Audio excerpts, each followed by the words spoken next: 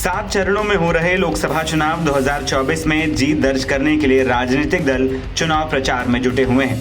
शुक्रवार यानी 26 अप्रैल को दूसरे चरण की वोटिंग पूरी हो चुकी है। इसके साथ ही 5वें चरण के लिए नामांकन की प्रक्रिया भी शुरू हो गई थी, लेकिन अभी तक हॉट सीट बन चुकी कैसरगंज लोकसभा सीट पर उम्मीदवार की घोषणा नहीं हो पाई है।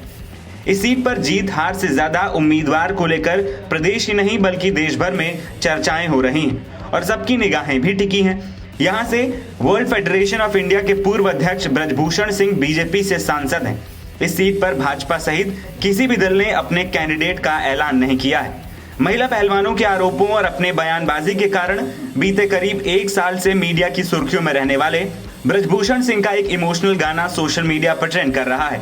ऐसे में कैसरगंज लोकसभा सीट को लेकर सोशल मीडिया से लेकर गांव की गलियों तक चर्चाओं का बाजार गर्म है। हैरानी की बात तो यह है कि नामांकन की समय सीमा खत्म होने में महज 3 ही दिन से कम का समय बचा है। इस सीट के लिए नोटिफिकेशन 26 अप्रैल को जारी हुआ था। कैसरगंज लोकसभा सीट पर चुनाव लड़ने के लिए पर्चा भरने की आखिरी तारीख 3 मई 2024 है, जिसमें अब सिर्फ 3 दिन ही शेष हैं। 4 मई को यहां पर नामांकन की स्क्रूटनी भी की जाएगी। कैसरगंज लोकसभा सीट पर 5वें चरण में 20 मई को वोट डाले जाएंगे, लेकिन किसी भी दल ने उम्मीदवार का ऐलान अभी तक नहीं किया है। बीजेपी का प्रत्याशी का ऐलान न करना समझ में आता है, लेकिन विपक्षी दल सपा और बसपा बीजेपी के उम्मीदवार के सहारे क्यों बैठे हैं, ये समझ से परे है।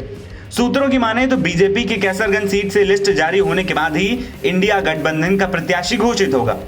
दरअसल 5वें चरण में 14 लोकसभा सीटों पर वोटिंग होनी, जिसमें लखनऊ, मोहनलालगंज, गोंडा, कैसरगंज, रायबरेली, अमेठी, जालौन, झांसी, हमीरपुर, बांदा, फतेहपुर, कौशाम्बी, बाराबंकी और फैजाबाद सीट शामिल है।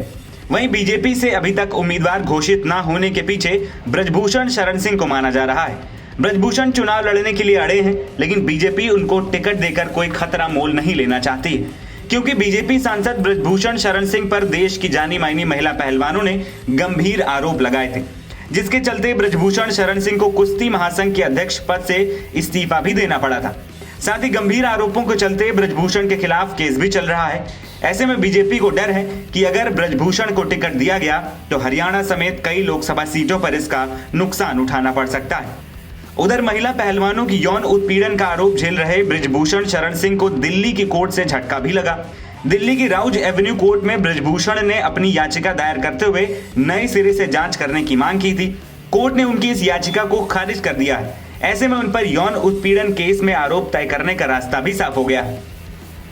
कोर्ट अब 7 मई को अपना फैसला सुनाएगा।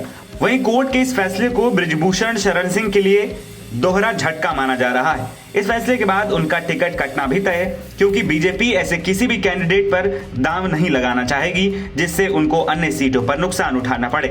हालांकि बीते काफी समय से बीजेपी सांसद ब्रजभूषण शरण सिंह के बयानों से टिकट कटने का डर भी साफ दिखाई देता है। वही देखने वाली बात यह होगी कि आखिर तीनों ही दल कब अपने अपने पत्ते खोलेंगे। एनबीटी ऑनलाइन की रिपोर्ट।